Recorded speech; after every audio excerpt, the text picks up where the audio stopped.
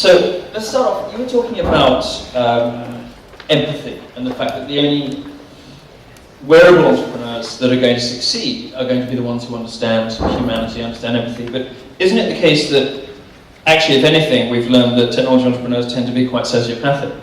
And why then should we trust people building wearable products when, for example, social networking entrepreneurs who have access to much less important information and much less information about us than some wearable products promise, have proven themselves to be totally untrustworthy?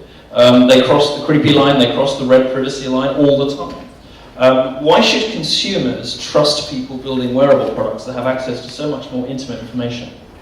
So I think what we need to look back at, and oh man, it's a hard way to kind of say this, but if you look at the people that generally built the foundations of the web, I don't think that they were what I would call them as socialites. You know, they're not social. They're typically incredibly smart people, some of them borderline Asperger's. And socially, like, the things that made them be able to create the things that we see out of nothing was this dogged, like, attention to solving really hard problems. So many of the people that like built the foundations of the web had their own, social issues. If you talk to them, and that's why, like, in the Valley, the early days of the Valley, like, a lot of the guys were assholes. Like, if you talk to like some of the foundations, they're jerks, they're hardened people. You look at like Steve Jobs, hard folks. But what I've seen is that those entrepreneurs are very different than the mobile guys. And the guys that have been successful in the mobile are generally a little bit more softer, a little bit more empathetic, not completely. And so what I'd like to see, Milo, is that I think that there's an actual evolution of this, like, moving forward. We don't have, Michael Arrington or Jason Calacanis hollering at people and throwing up, shit storms on the web anymore. And I think the time when the Silicon Valley asshole being king is over, and it's moving towards a much more heterogeneous culture, because a lot of people from all over the world now are in San Francisco. It's not just Americans in San Francisco, guys. It's everybody, and that's what makes San Francisco work a lot. It's not San Franciscans, because there are relatively few San Franciscans. It's this hodgepodge of people. And so what I've seen is that there's a softening and a better part of humanity. Eric Michikowski from Pebble is a fucking awesome guy. He's a great dude, sunny dude. Like, I would love for you to, like, do an addendum and just go and sit down with these guys and have coffee and hear what they care about, because I think that there's a shift, or I'm hopeful that there's a shift. And so with that, if there is a shift, I think that there is an openness where they understand that they need to be better to the consumers than like Mark Pincus was with Zynga or some of these other guys. We're often told that by technologists and by futurists that the future is coming, that people are just uncomfortable with things right now. But there obviously are some red lines, aren't there? There are things that people are just never going to be okay with. And it strikes me that wearables is one of those places that the red lines are quite apparent, and there are quite a lot of them, because of the sorts of data that you're hoping to collect about people. The spying on children, for example, most parents find that creepy. They don't want it, it's weird. When most people find out that Walmart can tell if you're pregnant by changing shopping habits before you even know and sends you diaper vouchers, most people find that creepy and weird. Now, the promise of the wearable industry is several orders of magnitude more personally intrusive than that in some cases. So where for you are the red lines? What's the stuff that wearables shouldn't touch? And what's the stuff that you think people will get over, get used to, and end up being grateful for? Yeah, I'm starting this whole conversation around, like, that a lot of people preach data abstinence, right? Don't do data, don't touch it, don't do these things. And we created this almost, I call it sacrament, or almost, it's taboo to leverage your consumers' data. I think to do that just for data's sake is bad. To understand and invade someone's privacy just to know that they're pregnant to send them a coupon is a horrible thing to do. Flip side, if the data that you're pulling in, you're using it to make people's lives better, I think there could be a transaction there. And the transaction is this: if the things that you take from me in turn deliver a significant amount of value for me, and I appreciate that value, as long as you're open and and you're telling me that you're tracking these data for these things, and that's what you're using, I think that that is not just okay, I think that is good. I think that's the only way. Walmart would say that they do make people's lives better. Walmart would say that they, by noticing how you should change what time of day you shop and what you buy, they can send you vouchers that will make it cheaper to buy diapers for your baby. They would say that precisely they are making life better. And ultimately, don't all these products have to rely on, selling you something in the end based on information they collected about you? And most of these products require that the majority of their customers don't look too closely into the terms and conditions, otherwise people might say, hey, you know what, actually, no. If any of us were actually to read the Facebook terms and conditions, we wouldn't sign up. The success of these products depends on customers turning a blind eye, being sort of semi-complicit in their own privacy infraction, if you like. And Walmart would say they are making life better. Just by sending me a coupon, like that's where we should get up in arms. We should say, send me a fucking coupon. That doesn't make my life better. You know what makes my life better? And this is my first world view. It's when I fly into the airport. If my American Airlines app would sit there and talk to my Uber app, and my Uber would just be there to pick me up, right? It's a bit of a first world. It's a super first world use case, right? You might make the argument that it's a better benefit to humanity that women have cheaper baby products than Uber knows when you're arriving at SFO. I mean, I just don't think that it's a good thing, right, for us to value couponing better. But what I'm talking about more is the convenience context. So a coupon is not convenient. What is convenient is having services right at the right time when I need them. And those are the things that we need to be building with context, and those are the transactions we should make with data. It should never be about, man, I really want to figure out how I can position this ad right in your face. That's bullshit. And that's the problem is when I talk about the red lines and data responsibility, the responsibility should be am I really trying to improve people's lives, not just for couponing's sake, but in that transaction of contextual awareness. Would you say that mood detection is, in all circumstances, beyond the creepy line for a consumer product?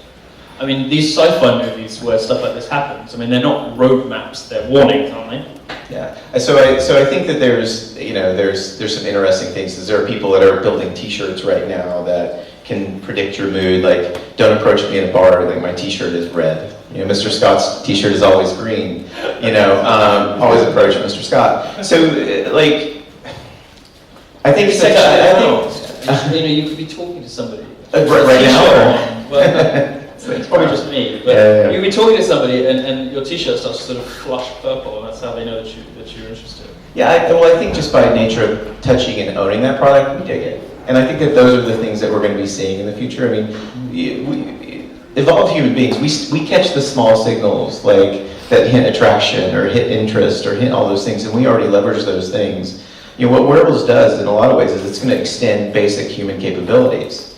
My biggest fear in this is that we only extend basic human capabilities for the rich, like a $1,500 Google Glass, and we don't really focus on extending those basic capabilities for everyone. And so, I think that we're going to make some mistakes with data. I don't think that you're going to be able to lock it up. I mean, we've already seen so much hacking go on where your most private, intimate details are just being flushed down the toilet daily.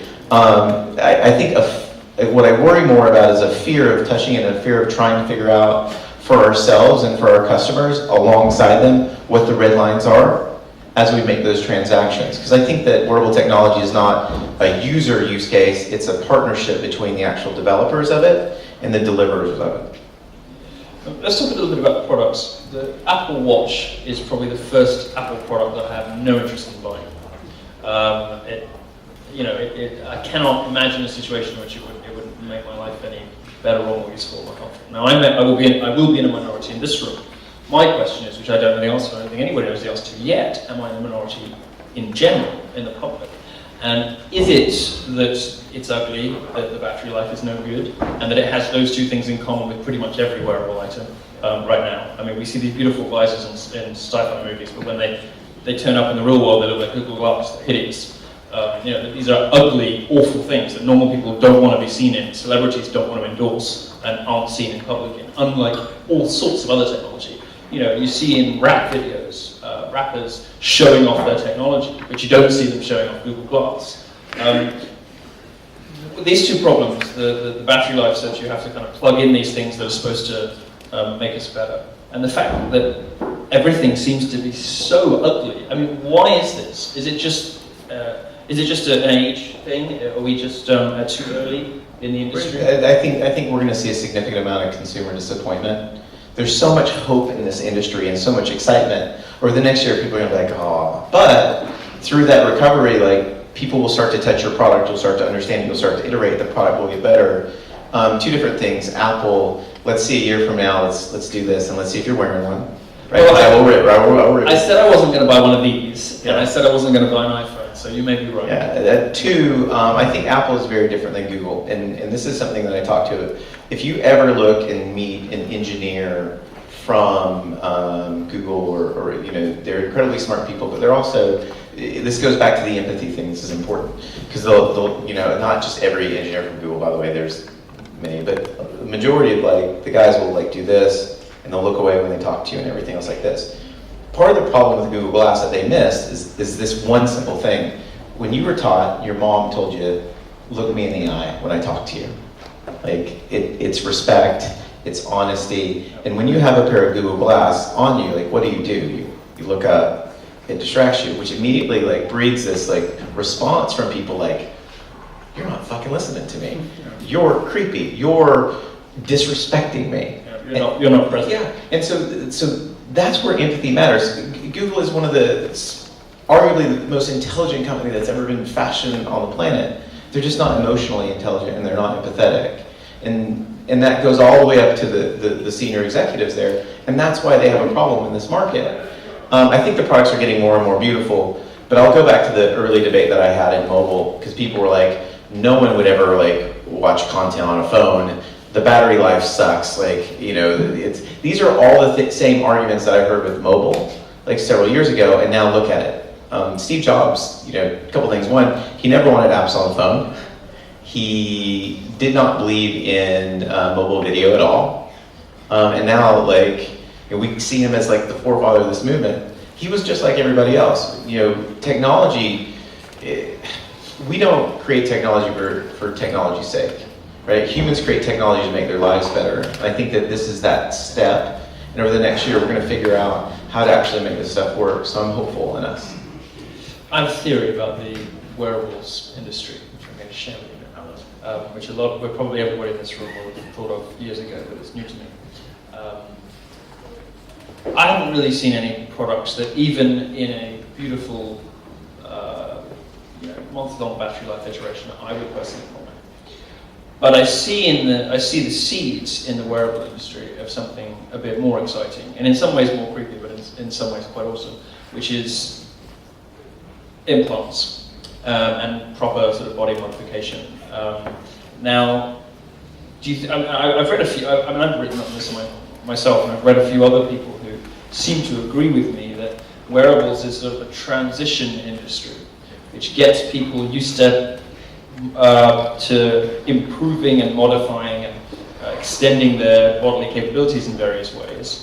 But it's not an industry that's ever going to produce really compelling consumer products that everybody wants to own, because we're always going to have that mediation problem. We're always going to have that glass as a barrier, watch keeps you away from whatever. So to what extent do you think where this is really all headed is just making stuff smaller, last longer, and getting it inside the body, rather than all of these devices on us, which consumers seem to just find a bit annoying? I think we have the same parallel as the 5 to 7 year mobile market. I think we're seeing the dusk of mobile, and we're seing again the rise of a new innovation cycle. So this is around for 5 to 7 years, just like mobile will only be around for 5 to 7 years, just like the internet, just like everything. We iterate, we grow, we move. I think that you're absolutely right. I think this goes inside of us, and that's part of why, as an ethos of our company, we really push for equitability. We really push hard for, think about more than just the rich people that are going to buy your products. Think about how this impacts everybody, even the people in, the third world. And because what we don't want to see is this big, huge gap between the people that can afford to have like, you know, the equivalent to the 8 gigabyte memory stick in their brain versus the people that are all natural. And so I'm hoping that the solutions that we have are it's not necessarily as much about money as it is about pushing us forward. It will inevitably be about like generating some type of reciprocal revenue, but like being able to position ourselves so that we influence and prop up all of us together versus the select few people that can pay, you know, a few $1,000s here or there for a product. I think that that's the most important part of it. So I do hear more of that kind of socially conscious talk when I speak to wearables people versus when I speak to social networking people, which is at least reassuring for me as a consumer journalist. You know, at least these guys are thinking about this stuff. Although it would be unavoidable, I think, after, you know, we've gone through the Peter Thiel and Mark Andreessen conversations. I think it would be unavoidable, really. So if it's true that we're going to implants and it's going to be in our bodies, excite me. What are you going to be able to do to me? What are you going to make? How are you going to be able to make me better? I don't think I can improve on you at all, Milo. That was right on. Luckily, we're out of time. We can take one question from the audience. You know, we are running a little late, so I'm going to let you off the hot. I'm going to let you out of the hot seat and let somebody ask you a question. We can do one if you guys have any. You can just yell a question out if you like. Somebody. You're not leaving until you do. Just so this is really correct, you don't seem to acknowledge that in the end it's about selling stuff, and that to move any industry forward, you do have to sell something.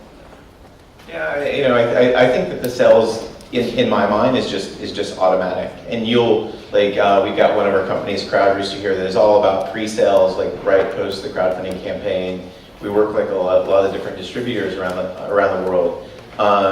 It's a foregone conclusion now that Apple has stepped in the ring. They will spend 100-fold what all the other wearable technology companies that are in the market spend in the first year combined to push this out there.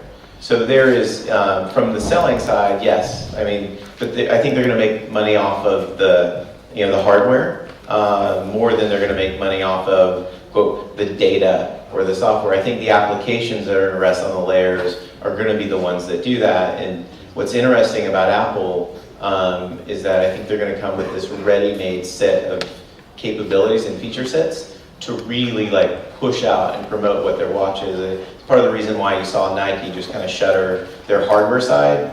That was just their hardware team. Their software team is just as robust, and they haven't had any cuts on the software side, to my knowledge, from what I've heard, right?